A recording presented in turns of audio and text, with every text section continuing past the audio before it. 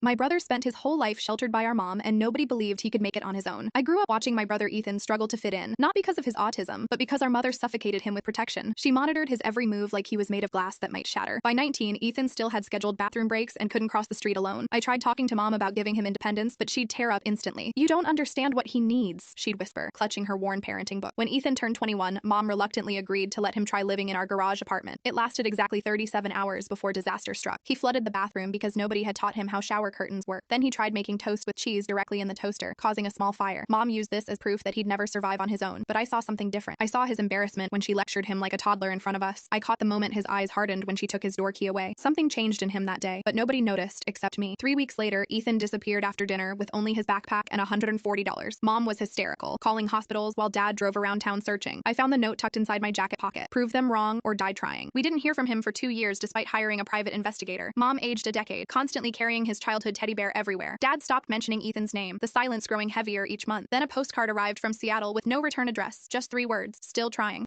4 more years passed with only occasional cryptic messages letting us know he was alive. Mom kept his room exactly as he left it, complete with the dinosaur nightlight he hadn't used since childhood. During year 6 of his absence, I got a LinkedIn request from someone named Ethan Miller. The profile picture showed a confident man with my brother's eyes but a stranger's smile. His profile listed him as kitchen manager at a Seattle restaurant with culinary certifications. I messaged him immediately, heart pounding as I waited for his response. 3 days later, he called, his voice deeper and steadier than I remembered. "I'm ready to see you," he said. "Just you first, not them." I flew to Seattle that weekend, finding him waiting outside a modest apartment building. He hugged me tight, something he'd never managed comfortably before. Inside his apartment, everything was meticulously organized with labeled containers. He'd created his own system, one that actually worked for him. Over dinner, he cooked expertly. Ethan shared his journey. The homeless shelter where a chef noticed his precision with measurements. The restaurant that hired him to wash dishes and taught him knife skills during breaks. The roommates who patiently showed him how to do laundry and pay bills. "I failed 1,000 times," he said, cutting his steak perfectly. "But I failed on my terms, not hers. That made all the difference." When I mentioned mom's health issues, something flickered across his face. "I'm coming home," he said finally, but not as her project, as myself. 6 weeks later, Ethan returned for Thanksgiving, bringing homemade pumpkin cheesecake. Mom dropped her serving spoon when she opened the door, hands trembling. Dad just stood frozen, staring at the confident man who'd replaced his special needs son. Dinner was awkward until Uncle Pete choked on a piece of turkey, face turning purple. Everyone panicked except Ethan, who calmly performed the Heimlich maneuver with precision. As Uncle Pete gasped for air, Mom whispered, "Where did you learn that?" "Restaurant safety training," Ethan replied. "I'm the emergency response leader at work." Mom tried controlling things after dinner, instructing Ethan where to sit and how to help. But when she attempted to cut his dessert for him, everything changed. Ethan gently took the knife from her hand and said, "I've got this, Mom. I'm not broken." He served perfect slices to everyone, explaining the technique he'd developed professionally. Later, I found Mom alone in the kitchen, clutching that teddy bear again. "I thought I was protecting him," she sobbed, "but I was protecting myself from my fear of his failure." Ethan appeared in the doorway, setting down his suitcase to sit beside her. "You did your best with what you knew," he said. "Now let me show you what I know." Their relationship detonated that night and reformed into something new, something healthier. Sometimes I wonder who Ethan might have been if we'd believed in him from the start.